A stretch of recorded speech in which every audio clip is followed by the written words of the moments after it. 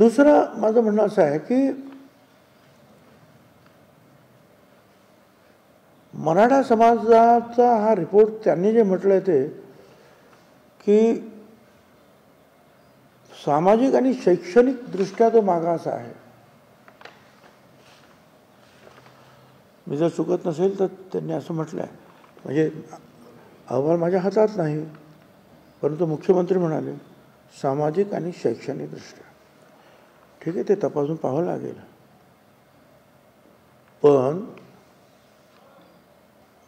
आजही मराठा समाज हा डॉमिनंट आहे, रुलिंग कम्युनिटी आहे या राज्यातले. तर सामाजिकदृष्ट्या मागास कसा काय होईल?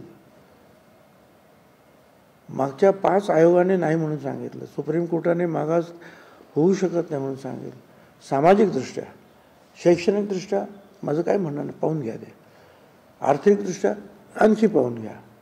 सामाजिकदृष्ट्या आणि उद्या भीती माझ्या मनामध्ये जरूर आहे.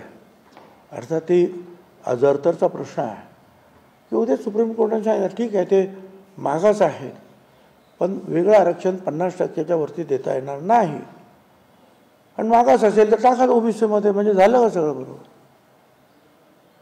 ही भीती आज आमच्या मनामध्ये आहे. आणि असं जर झालं तर मी तुम्हाला नक्की सांगतो की ओबीसी समाजामध्ये फार मोठी अशांतता निश्चितपणे पसरेल आणि त्याला कुणाही नेत्याची सुद्धा गरज लागणार नाही.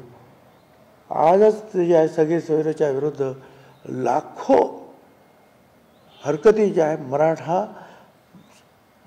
समाजाचे ते चाललं सगळे सोयरे, त्याच्या विरुद्ध ओबीसी आणि इतर लोकांनी दिलेले लाखो. आता काय म्हणतात की आम्ही ना हरकत मागितलीच नाही तुमच्याकडे. हो, तुमच्याकडे मागितलं काय? हरकत काय ते सांगा कोणाने. त्याच्यामुळे जे आले ते सगळे हरकतीचेच आलेले आहेत आणि ते लाखोच्या संख्या. म्हणजे लोक जागृत आहेत.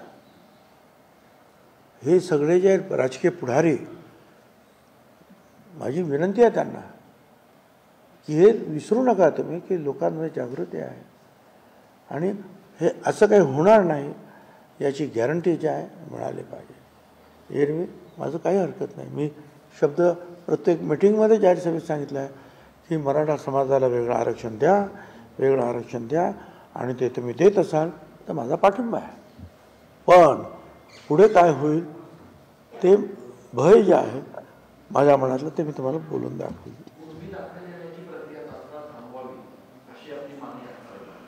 अर्थात आता कशाला पाहिजे तुम्हाला?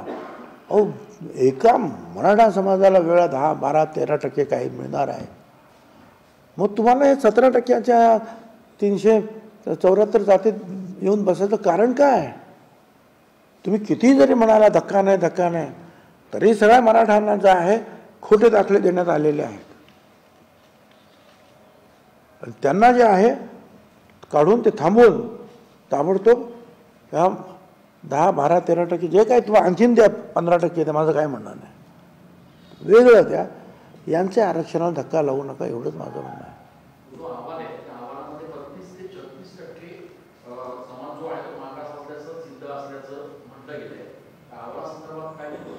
मला त्या अहवालाचं काहीच माहिती नाही. मी तुमच्याकडूनच ऐकतो की नक्की त्याच्यामध्ये काय म्हटलेलं आहे.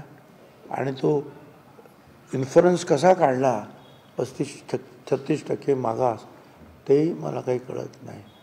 सामाजिकदृष्ट्या मागास, गरिबी आहे, मान्य आहे ना, गरिबी आहे म्हणून वेगवेगळे कार्यक्रम सरकार घेत असते. शेतकऱ्यांना पैसे देणं, विद्यार्थ्यांच्या बाबतीमध्ये त्यांना मदत करणं, रस्ते करणं, पाण्याची व्यवस्था करणं, काही हमीभाव देणं, अल्पदरात किंवा फुकट अन्नधान्य देणं, हे असे अनेक कार्यक्रम जे आहेत. महिलांच्या बाबतीमध्ये निर्णय घेतलेले आहेत, अर्धी फी, अर्ध भाडं, असे अनेक कार्यक्रम जे आहेत हे गरिबी कमी करण्यासाठी किंवा गरिबांना मदत करण्याचा हा दुसरा कार्यक्रम आहे. तो चांगला आहे, त्याच्यामध्ये आमचं काही म्हणणं नाही. ते घ्या सगळ्यांनी, ते फायदे सगळ्यांना मिळतातच आहे. सामाजिकदृष्ट्या मागास आहे का मराठा समाज, आणि तो सामाजिकदृष्ट्या मागास आहे का याची तुलना ही इतर समाजाबरोबर केला पाहिजे.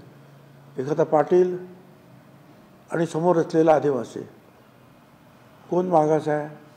पाटील आणि एखादा दलित समाज, कोण मागास आहे? पाटील आणि एखादा रामोशी, एखादा बिरळ, एखादा वंजारी, एखादा धनगर, एखादा माळी, एखादा सुतार, एखादा कोल्हार, कोण मागास आहे? तर मागास ही कल्पना जी आहे ही तुलनात्मक दृष्ट्या पाहायला पाहिजे. मग त्या दृष्टीने ते मागास आहेत का गावागावामध्ये? आज मग जिल्हा परिषदा कोणाकडे आहेत, बँका कोणाकडे आहेत, साखर कारखाने कोणाकडे आहेत, दूध संस्था कोणाकडे आहेत, आमदार कोणाकडे आहेत, मंत्री, हे सगळं आलंच. सुप्रीम कोर्टातून मागे आलो होतं. माझं म्हणणं आहे की सामाजिक दृष्ट्यात मागास आहे असं म्हणणं जे आहे मला तरी पटत नाही. तरीसुद्धा वेगळं आरक्षण त्यांना मिळणार असेल आमच्यात न राहून तर माझा पाठिंबा आहे.